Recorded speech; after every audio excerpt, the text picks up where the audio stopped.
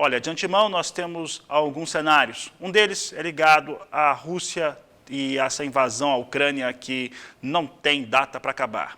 O outro é o Covid-19 na China e algumas áreas lá que estão totalmente paradas, população com consumo menor, tem afetado alguns mercados, como o de soja e também de carnes. E ainda temos um atraso para a semeadura de soja, de milho nos Estados Unidos por falta de condições climáticas. Para falar a respeito deste assunto, nós vamos conversar pela internet com Aaron Edwards, que fala ao vivo direto dos Estados Unidos e nos traz o seu entendimento sobre o que vem acontecendo com o mercado de soja. Aaron, obrigado pela sua participação no Agricultura BR, no canal do Boi. E nós temos visto tudo isso influenciando todos os dias de uma maneira diferente, às vezes com maior impacto, menor impacto, o mercado de soja. Como que este cenário, principalmente aí o seu interno nos Estados Unidos, que há atraso para a semeadura, como é que tem se comportado aí nos Estados Unidos, os produtores, os players do mercado, como é que isso tem influenciado vocês? Boa tarde, seja bem-vindo.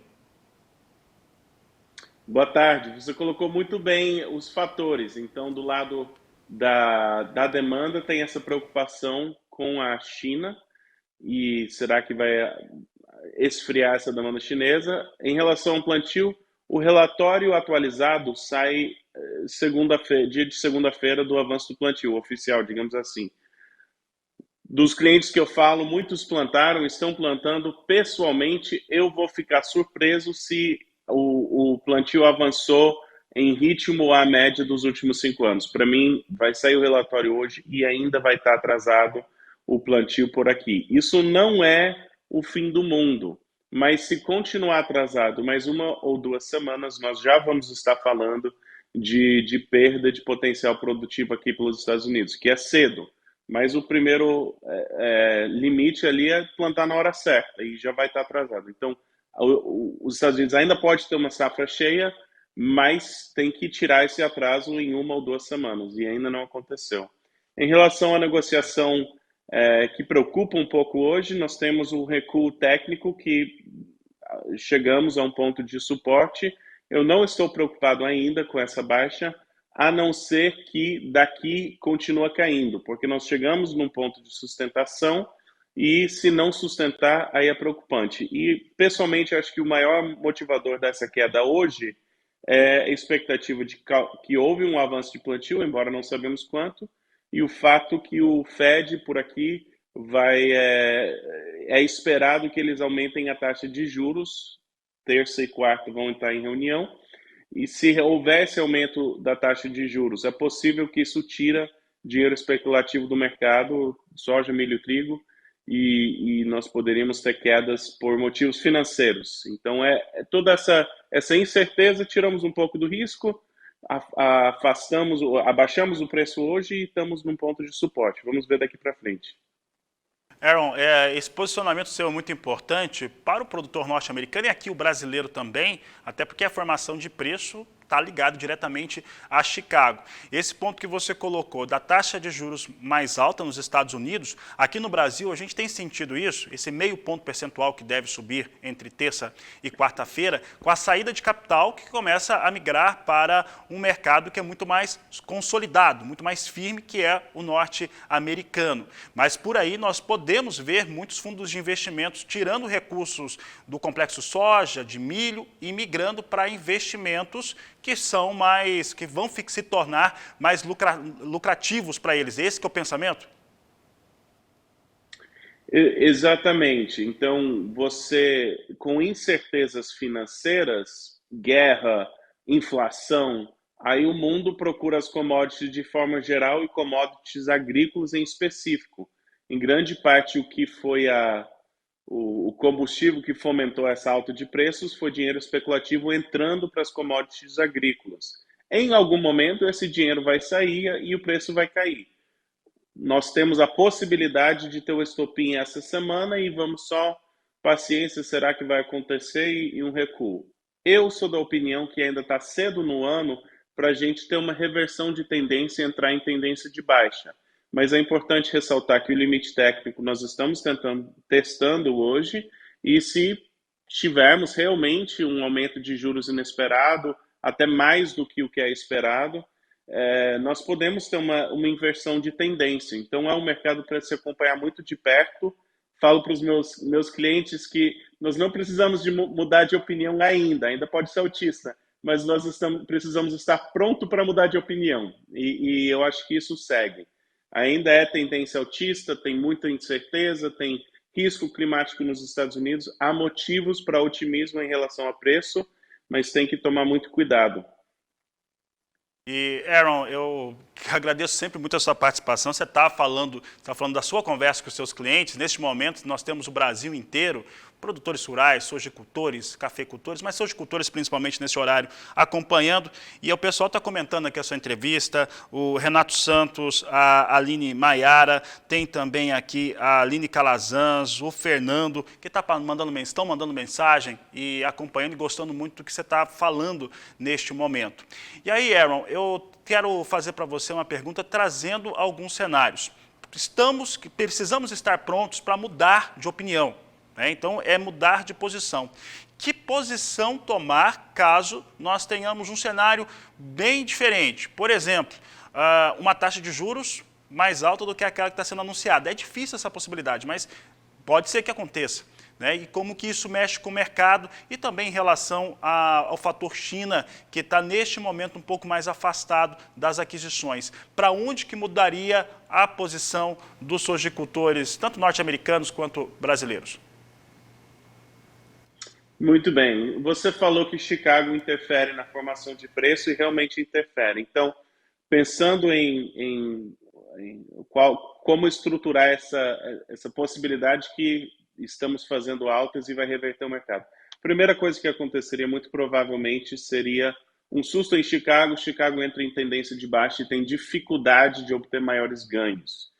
E se esse for o caso, essa provavelmente vai ser a primeira notícia. Segunda notícia que eu acompanharia, com uma queda em Chicago, como é que comporta o prêmio no Brasil? Se os compradores precisam da soja brasileira, a queda em Chicago, eles vão vir para o mercado oferecendo prêmio cada vez mais alto. Isso me fala que há demanda, e aí você pode ficar um pouco mais tranquilo, porque tem comprador que quer a tua soja. Mas se Chicago cair e o prêmio cair, aí você tem que ponderar bem que talvez esse quadro altista esteja ferindo demanda, e está na hora de realmente ter uma outra leitura do mercado. Pessoalmente, que nem eu falei, eu continuo altista. Eu acho que o Chicago tem o potencial esse ano de tirar as altas históricas, que foi ali próximo dos $18. Continuo altista. Eu acho que ainda tem muito chão pela frente, tem incerteza, o mundo precisa da soja brasileira, precisa da soja norte-americana. Nada disso mudou, mas nós não pode ignorar os fatos. E o fato é que nós estamos em queda hoje, está no limite de sustentação, tem essa possibilidade do aumento da taxa de juros, soja pode entrar em tendência de baixa, o desenvolvimento da lavoura norte-americana pode ser boa. Então, tem que estar pronto para uma outra leitura do que muitos têm falado, que é essa tendência altista que segue. Eu ainda acho que tem potencial de alta, mas já tem que estar atento aos sintomas, e a negociação de hoje preocupa um pouco. Aaron, e nos próximos dias, nós vamos ter, no próximo dia 12, nós temos um relatório de oferta e demanda que pela primeira vez vai trazer a estimativa de produção norte-americana, vai trazer para o mundo todo, mas principalmente o foco é a norte-americana, que é onde você tem ali uma linha de controle muito mais efetiva, para a campanha 2022-2023. E muito se fala em quanto diária vai se ocupar de fato com soja e com milho. Aqui no Brasil, quando nós recebíamos ao final do mês de março os dados em relação à intenção de semeadura, de plantio para soja e para milho, e víamos uma área de soja maior, a gente olhou logo os preços com soja e milho em Chicago. Tem uma marca que a gente costuma aqui pelo Brasil, não sei se aí também vocês olham para isso, aquela de 2,3 vezes o valor de milho para a soja ser mais interessante, e esse número não está alcançando essa marca, aliás, está distante. É possível que nós tenhamos um relatório que confirme algo que não foi mostrado, que seja distinto daquilo que nós vimos no final de março e que foi mostrado pelo Departamento de Agricultura norte-americano? É muito possível. Essa marca, se você pegar o contrato de novembro de soja, que seria a safra nova por aqui, o contrato de dezembro de milho em Chicago, e dividir um pelo outro, realmente esse 2,3. Agora, a minha opinião é que o mercado segue firme e até não tiver mais certeza, é mais provável que a soja dispara ou tem um crescimento de preço que é mais rápido do que o milho para chegar nesse limite. Mas tem que lembrar que isso é uma razão. Isso, a gente pode chegar de volta a esse equilíbrio, por assim dizer, com queda nos preços, que o milho cai mais rápido que a soja. Também é possível. Então, se pensar por esse lado, a soja tá em desconto frente ao milho por aqui e tem espaço para subir mais, na minha concepção.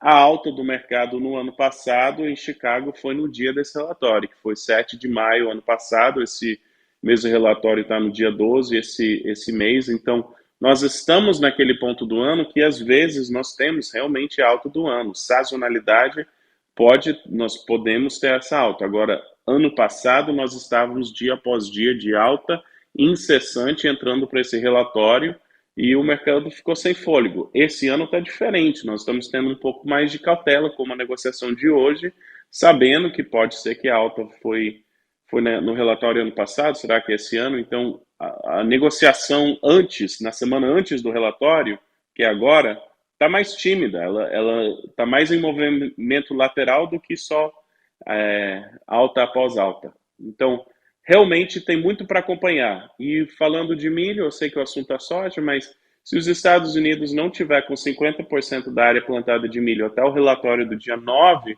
na minha concepção já vai ter conversa de redução de produção aqui dos Estados Unidos. Então, essa relação de 2,3 ou até 2,5 às vezes. Se o milho é altista, então a soja tem que ter fôlego. Por isso que eu falei, eu ainda não mudei de opinião, continuo altista, só temos que tomar muita atenção e estar pronto para quando os sintomas mudarem, mudar de opinião.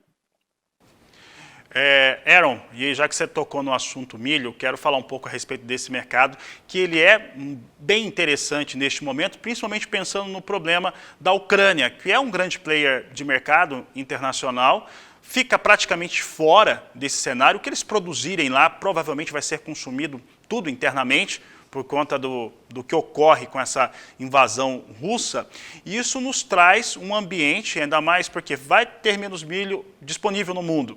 Há uma necessidade de alternativa a combustíveis. Os Estados Unidos são o maior produtor de etanol com base de milho. Aqui no Brasil não para de elevar-se essa produção. Então temos um mercado de milho muito promissor, pode-se dizer dessa forma?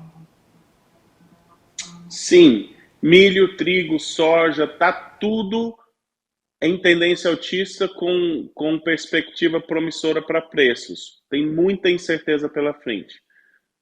Pessoalmente, o nível de preços que nós estamos, se os Estados Unidos tiver uma safra cheia, a gente provavelmente está muito alto. Esse patamar de preços está inflado com especuladores que levaram esse patamar ao nível que estamos.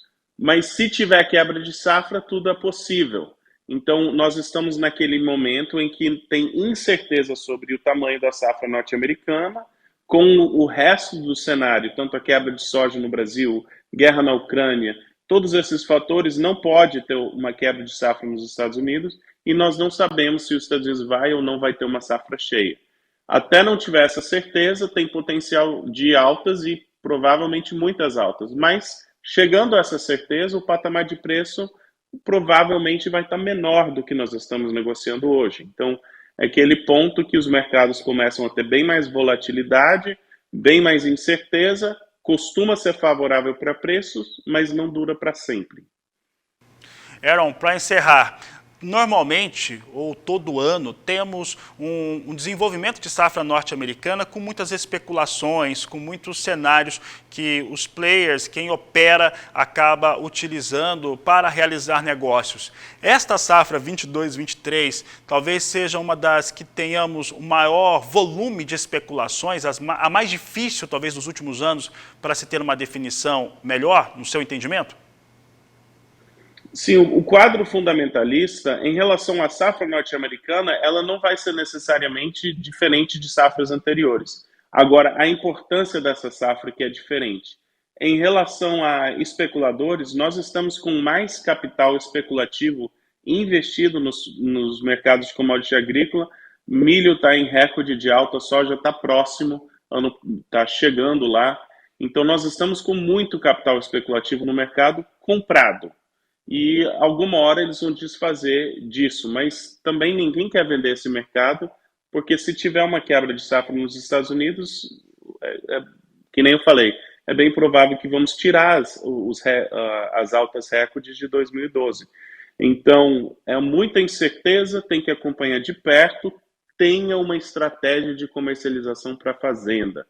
Faça um plano, quanto que eu quero vender esse mês, quanto que eu quero vender no segundo semestre, a qual preço eu vendo tanto, até que data que eu... Faça um plano de comercialização, porque as oportunidades vão ser rápidas e vão ser importantes, e você precisa ter um plano para gerir bem o teu risco de preço.